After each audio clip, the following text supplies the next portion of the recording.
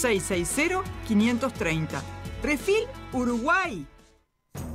Radio Nacional, 11:30 AM. Primeros en escucharte. Radionacional.com.uy. Formando una ciudadanía libre y democrática. Libertas.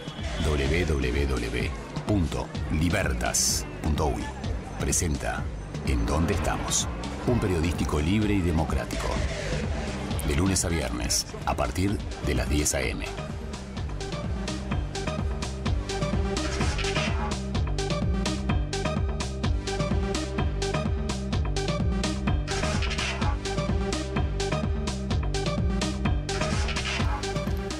Buen día República Oriental del Uruguay, buen día a todos los ciudadanos, a todas las ciudadanas, como se dice hoy, a mí no me gusta, yo les repito a todos aquellos que recién sintonizan con el programa, no me gusta escaparme del universal semántico, que es ciudadano, y que hace en relación a, vamos a ampliar acá un término sí femenino, a la ciudadanía. Así que bienvenida a toda esa ciudadanía oriental, uruguaya, que nos escucha día a día, de lunes a viernes, por CX30, en Radio Nacional. Estamos en la 11:30 AM, estamos en nuestro Facebook, que es En Dónde Estamos, también en nuestro canal YouTube, mirá En Dónde Estamos, en nuestra página web, que es www.libertas.uy, organización Libertas, la organización que tiene este programa que emitimos por CX30 Radio Nacional, que lleva adelante también la producción periodística del mismo. Estamos en la web de Radio Nacional, que es www.radionacional.com.uy. Agradezco a la cantidad de oyentes, y no solo oyentes, sino visitantes de nuestros espacios, de nuestras plataformas por redes sociales o plataformas digitales como es nuestro Facebook, también en nuestro Instagram, en YouTube. Pero especialmente en nuestro Facebook va llegando mucha adhesión, mucha gente día a día, y nos envían comentarios respecto a lo que se va deslizando acá en el programa, o va transcurriendo, es una mejor expresión, lo que vamos discurriendo en el mismo. Especialmente en temas vinculados a grandes asuntos nacionales, en puntualizaciones de determinados aspectos, desde nuestras editoriales, también, por supuesto, desde cada una de las columnas de nuestros especialistas, que son quienes le dan el contenido y, digamos que, la jerarquía periodística, temática, a esta producción periodística que pretende ser eso, pretende ser una producción orgánica, una producción secuencial, periodizar los temas, ir llevando adelante a través de especialistas de alto nivel académico y también de protagonistas de la actividad política, bueno, los grandes temas nacionales, haciéndoles un seguimiento. Hoy está con nosotros, y es un honor que esté con nosotros, el economista Jorge Caumont, quien prácticamente desde los comienzos de nuestro programa aceptó, digamos, si se quiere, nuestra solicitud o nuestro planteo de llevar adelante una columna en materia económica, en economía, y aceptó, por supuesto, que de modo muy no solo amigable, sino generoso, y eso hay que reconocerlo.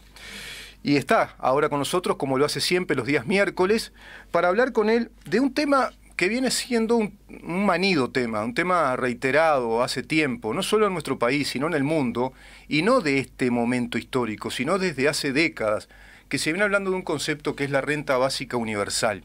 Vamos a conversar con él respecto a ese tema, pero comparándolo con las medidas que nuestro gobierno lleva adelante, las medidas que ha adoptado en materia económica, también, por supuesto, en materia laboral, y a su vez las repercusiones sociales que estas medidas económicas tienen, y si hay algún punto de comparación, inclusive si es beneficiosa o no esa renta básica universal, que desde ya les puedo adelantar que prácticamente no se aplicó. Hay otras modalidades de renta que se aplicaron en distintos países, entre ellos Finlandia, Canadá, Alemania, incluso Irán también, y ahora los Estados Unidos apela a ese concepto. Bienvenido, Jorge, ¿cómo está? Muy bien, ¿cómo están ustedes? Bien, gracias a Dios, por ahora todo bien, Jorge. ¿Ustedes bien? Bien, esperando la segunda dosis. ¿Para cuándo? Que va a venir dentro. Y viene dentro de aproximadamente, justamente un mes, porque es el 29 de mayo que tengo la segunda ahí en el Antel Arena. Ajá. Sí, se extendió, ¿no? La primera la tuve el 10 de este mes y luego 40 y pico de días después voy a tener la segunda, ¿no? Sí. Igual que mi señor. Pero bueno, estamos esperando y haciendo dentro de lo posible el aislamiento que se puede, ¿no? Es decir, que las obligaciones no permiten, Claro. las obligaciones de otra naturaleza. Sí, sin duda. Pero bueno, esperemos, a ver.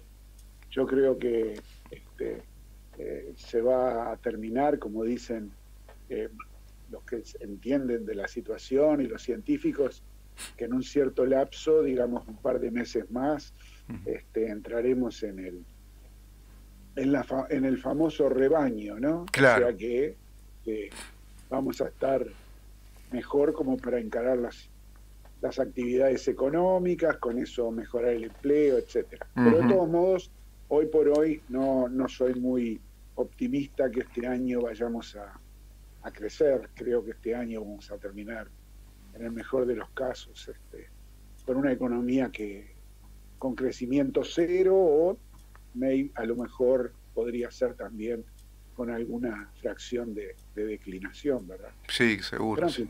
Sí, seguro, Jorge. Esperemos un poco más hacia adelante, porque hoy las estimaciones que uno puede hacer son en medio de una incertidumbre significativamente alta, incertidumbre que implica no saber, digamos, muchas cosas que inciden exógenamente sobre las medidas que se toman y que generan movimientos endógenos de las variables macroeconómicas. O sea, si yo tomo una medida, yo sé más o menos hacia dónde apunta y si va a pasar o no, pero cuando no sé cómo hay otras cosas que están influyendo, es muy difícil hacer estimaciones. Sin Y duda. la prueba está, ¿no? La evidencia empírica muestra que las estimaciones que se vienen haciendo, incluso ayer salió en el diario El País, una gran cantidad de analistas, bancos, instituciones financieras y demás que hicieron previsiones, y el diario titula: nuevamente caen las estimaciones sobre el crecimiento de la economía. Se empezó muy optimistamente, en el sentido de decir, bueno, la economía va a crecer 4 o 5%, porque la pandemia ya más o menos se está solucionando. Eso fue por noviembre del año pasado.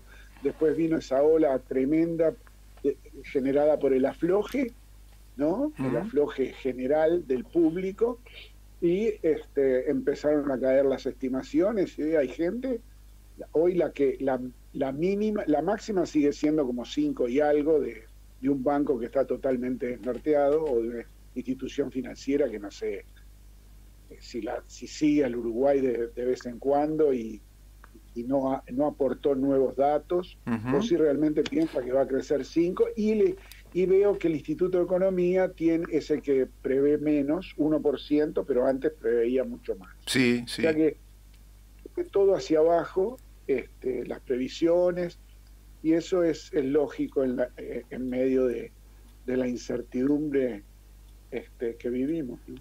Jorge, le iba a preguntar incluso, y lo habíamos comentado con usted, es un factor altamente distorsivo y exógeno esto de la pandemia, y creo yo que era previsible que esto pasara, ¿no? Es decir, más bien hablar en términos de atenuar los efectos negativos que hablar de crecimiento, se me ocurre. Bueno, el tema es justamente la incertidumbre, que uno bajo ciertas condiciones o bajo ciertos supuestos puede decir, bueno, vamos a crecer tanto o cuánto. Claro. El problema es cuando le dicen a uno, bueno, ¿y qué probabilidad hay que esos supuestos se den? Y el tema es que no sabemos cuáles son los supuestos, porque el factor exógeno, como tú bien dices, es, como tú bien decís, vamos a hablar en uruguayo, ¿no? Sí, sí. El factor exógeno es la pandemia y la reacción del público, que no está prevista en ningún lado desde el punto de vista del manejo macroeconómico. Seguro. Es decir, no se sabe. Sí. Es decir, ¿cuál es la probabilidad? Yo ya creo que lo mencioné, no sé si acá en algún lugar. Frank Knight, un economista de Chicago, en la década del 40 escribió un libro que se llama Risk, Uncertainty and Profit, es decir, riesgo, incertidumbre y beneficio o ganancia. Claro. Y ahí distingue entre lo que es el riesgo y lo que es la incertidumbre. Y la incertidumbre es cuando no sabes qué va a pasar, porque hay muchos factores exógenos que están fuera de tu alcance cognitivo, digamos, que van a estar jugando y que vos no los conocés. Sí, ese es el problema. Ese es el problema, y después, el riesgo es cuando vos decís, no, yo las condiciones en las cuales se va a desarrollar la economía las conozco, por lo tanto digo que va a crecer tanto y que la inflación va a ser cuánto. Sí, bueno, ¿qué probabilidad hay de eso? ¿Qué riesgo hay de que eso que vos decís, que sabés y todo lo demás no se cumpla? Y bueno, el riesgo es 10% que se firme en un mes el acuerdo con Argentina, Brasil y Paraguay para flexibilizar el Mercosur. Claro. ¿Cuál es el riesgo? Y el riesgo en un mes es 90% o 99%, no se va a firmar nada. Sí. Pero vos sabés hacia dónde. Entonces, sabés lo que hay detrás de todo eso, pero cuando no sabés lo que hay es incertidumbre. Las condiciones de incertidumbre es muy difícil llegar a elaborar estimaciones del comportamiento de las variables macro. Sin duda, Jorge. Yo recuerdo que en facultad, cuando veíamos economía política, y la veíamos a través de Samuelson, un manual de economía política, a mí me quedó grabado un concepto que él empleaba, que es la señal política. Por eso la economía política es fundamental para estimular a la inversión, planes de inversión, por ejemplo, pero tiene que ver, creo yo, con lo que usted dice, porque puede haber una señal política clara que apunta a determinada proyección de la economía sobre bases de cierta previsibilidad, pero cuando los mercados están normales. Ahora, con este grado de incertidumbre, esa señal no existe, y evidentemente muchísimos comerciantes, pequeñas, medianas empresas, hasta incluso más, y yo no sé, no deben tener muy claro qué plan de inversión hacer o desarrollar, y ahí se retrae la economía. Claro. Nosotros lo vemos a otros niveles, ¿no? Es decir, cuando el Banco Central, por ejemplo, hace análisis de variabilidad de las cuando le pregunta a los bancos y a instituciones financieras para ver su grado de firmeza o de su capital y demás, hace lo que llaman los stress test, ¿no? Los test de estrés, que entonces pone distintas cosas que pueden pasar con la economía. No es que vayan a pasar, pero que pueden pasar, ¿verdad? Claro. Entonces, lo que se hace ahí, ¿cuál es el riesgo de que pase esto, que pase lo otro, etcétera? ¿No? Ahora, no sé, por eso yo no es que critique, pero no le veo sentido hacer previsiones macroeconómicas definitivas. Todo pronóstico está muy susceptible al error, digamos. Claro. Sí. Se está pronosticando para el año que viene, ¿no? Porque el Banco Central pide, por ejemplo, a los analistas son como 18, creo, que le contestan la encuesta al Banco Central, le pide, bueno, ¿qué esperan que sea el crecimiento este año y cuál el año que viene? Y el año que viene, y todo el mundo pone números. ¿Cuál es el riesgo de que eso se cumpla?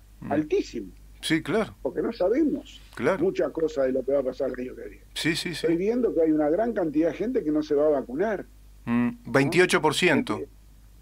¿No? Entonces, hay sectores que van a andar relativamente bien por los estímulos que tienen y demás. ¿No? Sí. ¿Cuáles son los sectores estimulados? Bueno, unos están estimulados desde el exterior y otros están estimulados desde adentro, por la política macroeconómica o política económica del gobierno. Los del exterior por los precios internacionales están estimulados. Claro. Es decir, las sojas están en casi $600 la tonelada. Ya volvió el precio. ¿Cuánto hacía que no estaba en eso?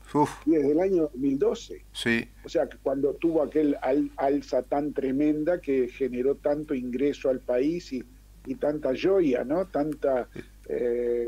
que fue un periodo, un lapso relativamente muy interesante para Uruguay, otra vez impulsado por el agro, ¿verdad? Sin duda. Que permitió el crecimiento que tuvo la economía, que después se apagó totalmente desde ese año en adelante, cuando otra vez las condiciones externas cambiaron, y a pesar de las tasas de interés mundiales que son bajísimas. Sí, es cierto. Sí, ese periodo fue impresionante. Creo casi cuatriplicó el volumen económico de exportación en Uruguay por los commodities de soja, de granos, incluso de otros granos, y las carnes también. Pero después cayó. Ahora se volvió a ese precio. Sí, se volvió a ese precio. Ahora, ahí justamente es donde nosotros tendríamos que hurgar ¿eh? el tema de las políticas contracíclicas. Es decir, estábamos en un lapso de crecimiento muy alto, empujado primero por la salida del 2002, que todavía tenía fuego, es decir, tenía fogonazos de crecimiento en la economía. Creció, por ejemplo, entre el 2004 y 2005, en 2003, 2004 y 2005, a tasas relativamente altas de más de dos dígitos, no de más de dos dígitos, de más de un dígito. ¿Por qué? Y bueno, se salía de algo muy malo, muy bajo, Claro. por las mismas autoridades que se encargaron de corregir un factor, una economía que fue afectada por un factor exógeno, Sí. que fue el problema de Argentina. No sé si usted recuerda, Sí, la claro. congelación, Claro. el corralito, todo El corralito. Eso es un factor exógeno. No sé si me explico. Sí, claro, claro. ¿Quién Sí. esperaba que Cavallo el 21 de noviembre del 2001 fuera a congelar los depósitos hasta marzo, que después el 19 de diciembre o el 20 de diciembre de la Rúa además renunciara, que en esos 11 o 12 días hasta fin de año hubieran 3 presidentes, que después congelaran, el corralito se pasó al corral o del corral al corral, con prohibición de sacar el dinero indefinidamente, con repulsa de la deuda. ¿Quién esperaba eso? Claro. Esos son factores exógenos para nuestra economía. Totalmente. Bueno, Sí. entonces, volviendo un poquito para atrás, lo que tenemos que pensar en las políticas anticíclicas. ¿tá? En ese momento que abundaba mucha cosa, después del año 2008, 2009, 2010, 2011, habría que haber guardado algo, pero se gastó todo y más. Sí. Porque Uruguay tuvo un déficit que además se financió con endeudamiento externo Sí. e interno. Entonces, son políticas procíclicas que, digamos, incentivaron o hicieron más profundo el crecimiento, más profundo no, más estimularon más el crecimiento de la economía. Después vienen los periodos malos como y no tenés plata para gastar. O sea, no puedes hacer política fiscal contracíclica como se reclama desde muchos sectores en el país. Sí. Y cosas que se está haciendo, ¿verdad? Sí, sí. Porque se están evitando determinadas irregularidades en términos de eficiencia burocrática que se heredaron, digo, y que fueron tal vez antes del gobierno del Frente Amplio, ya que existían, etcétera. Se están eliminando esas cosas para poder gastar. ¿no? Hay otros países, ¿no? Y ahora vamos a lo que tú me preguntabas inicialmente de la deuda universal, de la renta básica. De la renta básica universal. Hay países que tienen suerte de tener su moneda, que es la moneda mundial, Claro. que la acepta no solamente su público interno, sino también el público internacional. Un uruguayo le encanta el dólar, Sí, ¿o no? sí, claro. Por Claro. más que el Banco Central ahora está haciendo tremendos estímulos para que, tiene como objetivo bajar la dolarización de la economía. Igual al uruguayo, si vos tenés inflación todavía, si tenés tasas relativamente bajas de interés respecto a las del resto del mundo en términos de riesgo país, ajustadas por riesgo país, entonces va a ser difícil desdolarizar. Sí, sí. Pero sí. lo que quiero decir es que entonces Biden puede agarrar y decir, le doy $1.200 a todo el mundo en Estados Unidos, porque la guita la plata que, los Sí. dólares que voy a emitir para eso, porque además no solamente el Banco Central puede emitir en Estados Unidos, la Reserva Federal, sino también puede emitir a través de endeudamiento y demás, ¿cómo se llama? La tesorería. Claro. Entonces, ya sabe que todo ese dinero lo va a aceptar el mundo adentro y el mundo. Claro. Entonces se puede tomar determinado tipo de medidas. Pero hay otros países que no tienen de dónde sacar más dinero. Entonces, inexorablemente van a aumentar impuestos o piensan en aumentar impuestos o en endeudarse. Por ejemplo, Uruguay lo que se quiere con la renta básica, no sé si es universal o no la uruguaya, porque universal significa que todas las personas van a recibir eso, ¿no? Sí. Si es una renta básica para determinada gente, bueno, ¿cómo la financiás? Claro. Con endeudamiento, con endeudamiento o con emisión de dinero, bárbaro. ¿Y eso qué significa? Y eso significa cargar a futuras generaciones lo que vos estás haciendo hoy, o de lo contrario, gravar a gente que ya pasó de 18% de impuestos directos en la recaudación fiscal de Uruguay a 46% en el gobierno del Frente Amplio, 15 años. Sí. Subiste la recaudación, pero un poquito, es lindo decir el que tiene más que pague más, pero escúchame, ¿viste lo que hiciste con esos impuestos? ¿Quiénes son los que pagan esos impuestos? Otra vez vas a gravar a las empresas, a las personas y demás, y después te quejas porque en el exterior hay mucho dinero de uruguayos, y sí, ¿cómo no va a haber? Dame a mí la posibilidad de invertir en Uruguay con menos gravamen que lo que le estás dando a determinada gente en zonas francas y demás, y vas a ver como acá tenés una gran cantidad de inversión, producción y empleo. Sí. Entonces, la renta básica tiene varios problemas. Primero, tiene una ventaja, ¿sí? ¿A quién se la doy? Se la doy a gente que esté mal. Bueno, ¿sabés cuánta burocracia tenés que meter adentro para saber bien a quién se la vas a dar? ¿Qué haces con el dinero que ya tienen? También. Que ya le estás dando. También. Sí. ¿Lo haces dentro de ese dinero o lo agregás a ese dinero? Entonces esas son las ventajas, bajás la desigualdad, todo lo demás, como siempre quisiste, bárbaro. Pero para un poquito. ¿Y cuáles son las consecuencias? Sí. ¿Cuáles son las consecuencias? Mayor inflación si lo haces con emisión, claro. Mayor endeudamiento para pagar para adelante, mayores impuestos, menos inversión y menos... Entonces, yo creo que hay que pensar un poco y no tirar medidas solamente politiqueras, que sabés que son imposibles, son divinas para quien las recibe, ¿no? Que recibe, digo, mirá qué bárbaro, que me van a dar o que me pueden llegar a dar o que proponen que me den, pero ¿y el estímulo a trabajar cómo es? Claro.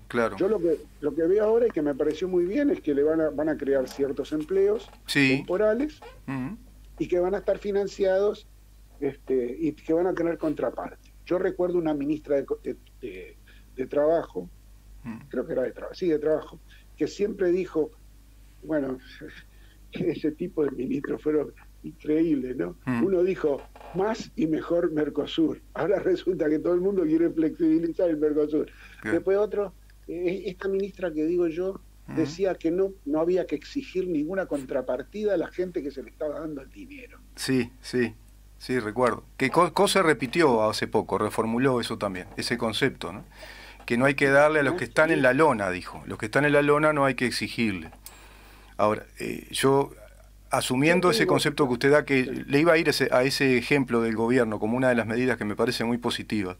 Son 15.000 personas, el universo de personas que van a tener esa posibilidad de trabajar, creo que son 12 días al mes, con un jornal, se había pensado en 15.000 pesos, 15 días, parece que son 12.800 pesos, en una especie de trabajo solidario. ¿Hay mejor plan asistencial que proponerle la dignidad de trabajar y ganarse un sustento a la gente? Esa es una gran pregunta, ¿no? Es decir, ¿hay mejor plan asistencial, si es necesario hacerlo, que el que brinde un Estado o una nación a su propia gente diciéndole, sí, te voy a dar este dinero porque lo precisás, y que en definitiva es el dinero de todos los uruguayos que lo vamos a destinar a ustedes que están muy, muy complicados, pero te voy a dignificar ese dinero con que tú desarrolles alguna tarea? Y seguramente hay muchos jóvenes, muchísimos jóvenes que no tienen esa cultura de la autogeneración de recurso económico, que se han acostumbrado a pedir, se han acostumbrado a pensar que el Estado todo lo puede, de pronto empiezan a tener otra visión, se me ocurre pensar a mí. Claro. Cuando una empresa, por ejemplo, quiere aumentar su producción dentro de la capacidad instalada que tiene, agarra y contrata más insumos, ¿no? Más mano de obra temporal, etcétera. Eso es costo variable, no costo fijo. Claro. En este caso, lo que se está pensando, creo yo no tengo nada que ver con todo eso, es hagamos esto también variable. No metamos gente como todo el mundo quiere meter más gente, o mucha gente quiere que ingrese más personal al sector público. Claro. Hagámoslo en términos variables. Claro. Yo lo que digo, el otro día no, hace como 6 meses o más, no recuerdo, ya ni recuerdo. Estaba parando el auto en la calle Uruguay y cuando doy marcha atrás rompo el farol de mi auto contra un árbol. Sí. ¿Ustedes han visto lo que son los árboles, los eucaliptus y demás en Montevideo, que levantan las veredas, sí, las calles? Sí. Vayan por la calle Rivera, a la altura pasando General, ¿cómo se llama? Arocena hacia el Arroyo Carrasco. Y van a verlo, o antes también, y van a ver lo que es. Son árboles, esos árboles son no solamente antiestéticos, no solamente rompen todo, sino que son antiestéticos. Entonces, a contratar mano de obra variable, pagales, sí. Y entonces después ese servicio agarrás y sí, se lo cobrás de repente por una única vez a, yo qué sé, a las empresas que están por esa zona, que son las que más utilizan, por esas zonas digo, ¿no? Que son las que más utilizan las calles. Sí. O sea que, no sé, se me ocurre ese tipo de cosas, pero no pienses en darle dinero a la gente porque es un estímulo a no trabajar. Claro. Yo he visto otras cosas. Hay muchas cosas ahí, Jorge. Hay muchas cosas para hacer. Yo veo también, por ejemplo, los contenedores. ¿En qué estado están? ¿No se podría hacer por lo menos un plan de reciclar contenedores? Desbordada la ciudad de basura. Yo ayer observaba la calle Fernández Crespo, la calle Uruguay, pero es impresionante la basura que hay. Pero con ese residuo incluso pegajoso que queda, ese sedimento acuoso de la basura que hace días que está. Claro, después nos quejamos de los mosquitos, por ejemplo. Pero hay tanta cosa para hacer, como usted dice, que puede ser justamente ese costo variable, que creo que es a lo que apuesta el gobierno, sí, creo que sí. Ahora, yo digo, ¿no? Dar esa renta básica universal o renta básica a determinada gente, ¿eso mejora la distribución del ingreso? No. ¿Mejora que la gente hacia adelante tenga más posibilidades de comer que las que tiene? No, es decir, es una cosa relativamente muy temporal. O sea, ¿tiene alguna ventaja? Sí, eso, que durante 2 o 3 meses va a comer. Bueno, bárbaro, fenómeno. Eso yo veo que 900 millones que está pensando entre que seguro de paro y todo lo demás, yo creo que es bastante. Hay que verlo en términos de lo que es la producción de Uruguay, ¿verdad? Sí, por supuesto. Entonces, ¿poner más impuestos? No, por favor. Si pones más impuestos, vas a producir menos, invertir menos en el futuro, producir menos, emplear menos. Sí. Sí. Aparte, Jorge, ¿Qué pasaría, por ejemplo, qué pasaría en Uruguay si en Uruguay yo lo que veo que hay algunas empresas que se vienen a instalar a Uruguay porque tienen el beneficio de la renta cero, del IRAE cero, del patrimonio cero, etcétera, etcétera? ¿Qué pasaría si eso se generalizara o se redujeran los impuestos? Y bueno, mucha gente más va a venir a invertir. Claro. Entonces, ¿creen que van a venir a invertir a Uruguay porque había muchos árboles en Uruguay? Yo qué sé. No, vienen porque evidentemente el estudio de rentabilidad que hacen, el proyecto de inversión, es puro y exclusivamente neto, digamos, con impuesto cero. Claro. ¿Ah? Sí, Entonces, es así. dámelo a mí el impuesto cero y vas a ver, o dámelo a mí, no, dáselo a los uruguayos y vas a ver qué vas a tener, ¿no? Entonces, yo creo que tiene alguna ventaja la renta básica, sí, pero, sí, 2 meses, sí. 2 meses de repente, pero tienen también inconveniente en esos 2 meses. Es en definitiva, Jorge, es un plan asistencial que se le dio ese nombre en Europa desde el año 1982, que se aplicó en Alaska, por ejemplo, pero nunca se aplicó la renta básica universal. Eso hay que aclararlo. Por ejemplo, yo tengo cifras. En Alaska se aplicó este método y fue a un universo de 2.000 personas. En Finlandia también a 2.000 personas. En Alemania 500 personas. Y como usted dice, países con una enorme espalda financiera, países desarrollados, económicamente con moneda, como usted dice, que son las monedas fuertes que se emiten al mundo como un patrón monetario universal, que todos aceptamos, pero nunca se aplicó la renta básica universal, que es al universo de todos los ciudadanos por el simple hecho de ser ciudadanos, y a su vez incluso aquellos que, estando en seguro de paro o desempleados, encuentran trabajo, se les seguía pagando esa renta, por eso básica universal. Bueno, pero no se aplicó. Se aplicó lo que se llamó después una renta de emergencia o una renta básica temporal, le fueron dando distintos nombres, que en definitiva es algo muy similar al seguro de paro, que el gobierno lo está extendiendo, lo sigue extendiendo, superando los 6 meses. Y como usted dice, yo creo que hay que visualizar que el gobierno apostó a ese ejemplo que usted da muy claro, y me parece que es muy certero en lo económico, que es, bueno, estimulemos 6 meses sin aporte al BPS. ¿Qué empresa de pronto se no lo ve con buenos ojos e invierte en empleados, por ejemplo? Y empiezan a decir, bueno, ahora vamos a producir más porque ya veníamos muy mal. Yo estoy viendo por ahí cadenas de carnicerías en los barrios donde hay ofertas de pollo, por ejemplo, a precio sintomático, ¿no?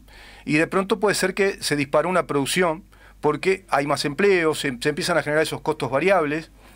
Y como usted dice, cuando el estímulo es bueno, el empresario, bueno, ve con buenos ojos y de pronto invierte y se genera una cadena económica y una cadena productiva.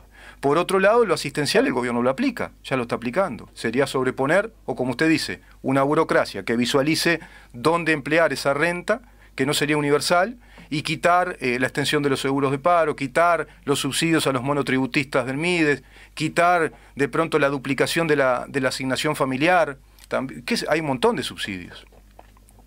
Exactamente. Bueno, muy bien. Bueno, Jorge, la verdad que un gusto y quedó bastante claro este gran tema que es enorme, ¿no? Es el tema macroeconómico en este momento de pandemia, porque claro, este tema se pone ahora otra vez en el tapete público a nivel internacional por la pandemia, ¿no? Y son como, bueno, apelan los países a ciertos recursos o medidas, y estaba bueno visualizar con usted, bueno, cuáles son las medidas que el gobierno va tomando. Y otra cosa importante para cerrar la nota es que la ministra de Economía dijo que todo esto que se está llevando adelante, toda esta batería de medidas que insumen 900 millones de dólares, salen de rentas generales. Uruguay está recortando gordura del Estado, está haciendo un plan de ahorro para ese fondo coronavirus y aún no apeló al crédito internacional, que incluso la ministra dijo que va a ser excepcionalmente necesario hacerlo también. Claro. Sí. Está bien. Jorge, muchísimas gracias. Gracias, Jorge. Buena jornada hoy. Igualmente, que pase bien. Y cuídese que la vacuna es la única solución. Ya me cuido. Sí. Cuido. A pesar de que tengo varias burbujas, pero uno se cuida. Bueno, estamos. Buen día, Jorge, gracias. Buen día. Que pasen bien todos. Chao. El economista Jorge Caumont con nosotros, hablando de economía, de macroeconomía, en este momento de pandemia, en este contexto, y analizando las medidas que el gobierno lleva adelante, y a su vez esa pregonada renta básica universal que en la práctica no se ha aplicado. Tengo un montón de material que lo vamos a compartir el viernes con el diputado Conrado Rodríguez. Vamos a hablar con él del tema del ADN del referéndum o de la aplicación del método de la democracia directa que el Frente Amplio tiene en su historia. Tiene un profuso, repertorio y recorrido histórico de apelar al referéndum. Vamos a hablar con él, que tiene un artículo publicado en El Día Digital. Apareció el clásico diario El Día, que fue fundado por el Pepe Valle, por José Valle Ordóñez. Bueno, ese diario El Día está en formato digital. Vamos a una pausa, Maxi. Quédate ahí porque también tenemos que saber en dónde estamos en cuanto a abejas. ¿Qué pasa con las abejas en el Uruguay y en el mundo? Hay abejas que producen miel y otras que no, pero son muy importantes para el ecosistema, para polinizar las plantas, para que después tú puedas comer los frutos que comes, por ejemplo. Vamos a hablar con la doctora Belén Brancachelli.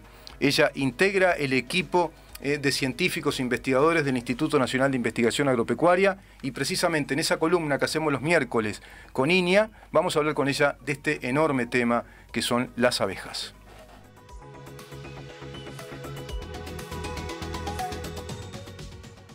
¿En dónde estamos? Es una producción de Organización Libertas. www.libertas.uy. Una puesta al aire de CX30, Radio Nacional. Periodismo independiente, libre y democrático. De lunes a viernes, a partir de las 10 a.m. Guión y conducción de Rubén Muyano. Hay cosas que ya sabíamos de antes, como